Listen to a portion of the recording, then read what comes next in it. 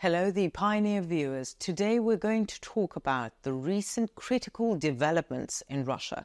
Almost 3 years into the Russia-Ukraine war, there are strong signs that the war is having a profound impact, not only on the front lines, but also on Russia's own soil. Information gathered in recent weeks suggests there is a growing wave of unrest in the country. The prolongation of the war, the negative effects of the economic sanctions on the country, and the increasing number of human casualties have begun to brew serious discomfort within the society. The question of whether the Russian people have reached the end of their patience is repeatedly being raised. Moreover, how will the Kremlin manage the situation? How does the leadership plan to deal with this growing discontent?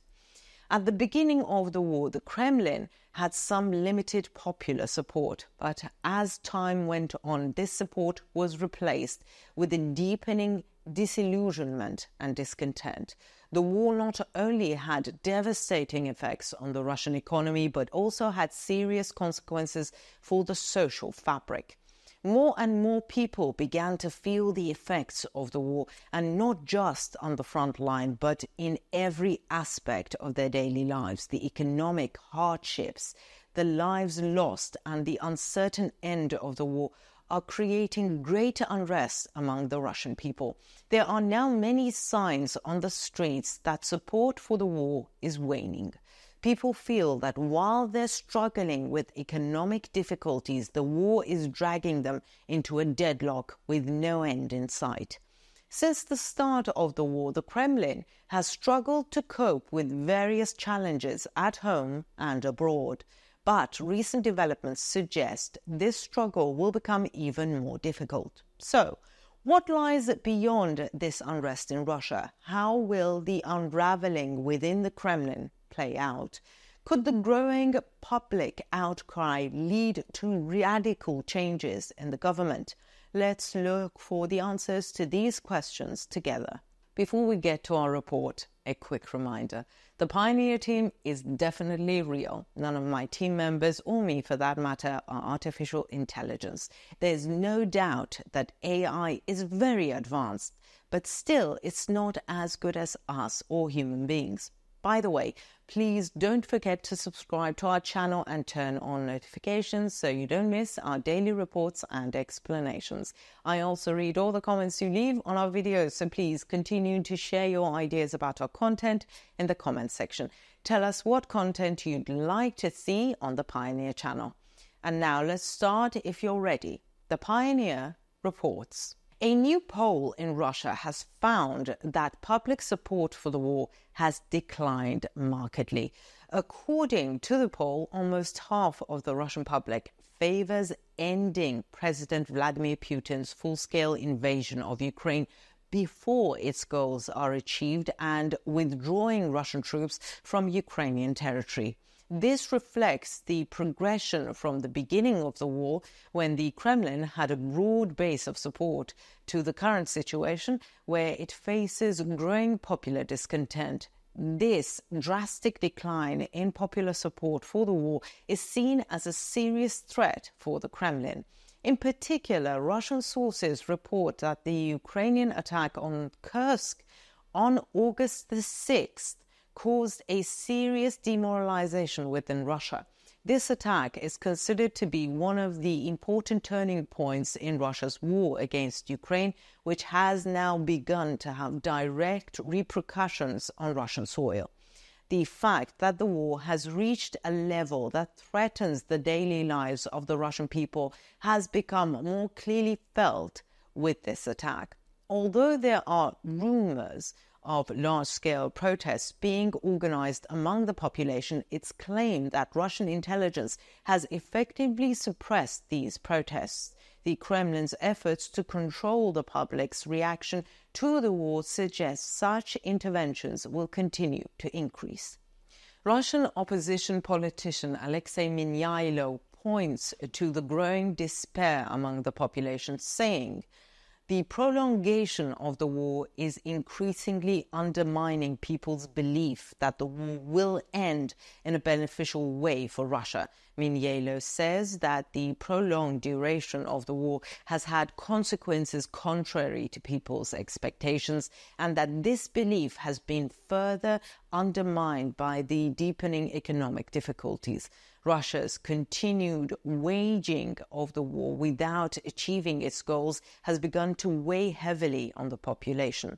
The poll results show that 49% of the population supports the withdrawal of Russian troops from Ukraine and the start of peace negotiations, even if the war does not achieve its goals.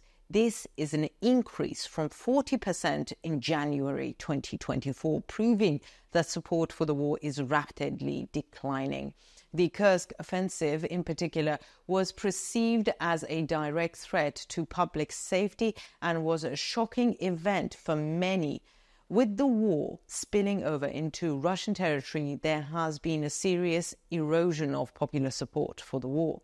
Minielo says that at the beginning of the war, a large proportion of the population supported the war under the influence of state propaganda, but events that directly targeted Russia, such as the Kursk attack, showed how fragile this support was. There were supporters of the war in areas like Kursk, but when people face the direct consequences of war, such as being forced to leave their homes or witnessing an attack, support drops sharply. Minielo said, adding that the effects of the war in Russia have rapidly changed support levels. Support for the war continues among those who don't feel the effects of the war in their daily lives. Most of those who declare support are people who have not experienced any hardship due to the war. However, when people start to feel the effects of the war directly, be it economic hardship or security concerns, this support quickly erodes, Minielo says, emphasizing how the war has affected the social fabric in Russia. In Russia, the effects of the war on the population are felt more and more every day, and this situation directly affects the public stance against the war. The economic difficulties caused by the war have a negative impact on daily life and are increasingly pushing people towards wanting peace. Rising unemployment, inflation, and difficulties in accessing food products reduce the quality of life of the population and increase the reaction against Kremlin's policy of continuing the war. The damage to Russia's economy caused by economic sanctions and embargoes makes the war even more unsustainable in the eyes of the population. The decline in the living standards of the population has brought the Kremlin's war policies under serious question.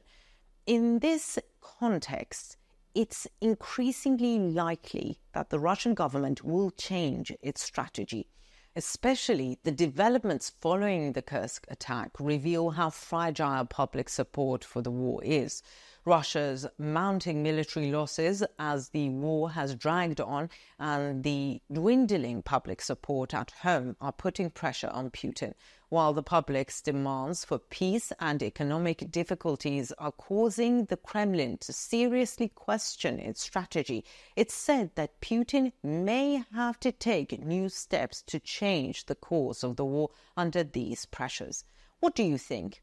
Will the Russian people start mass protests, and will they influence the decisions of the President of the Russian Federation, Vladimir Putin?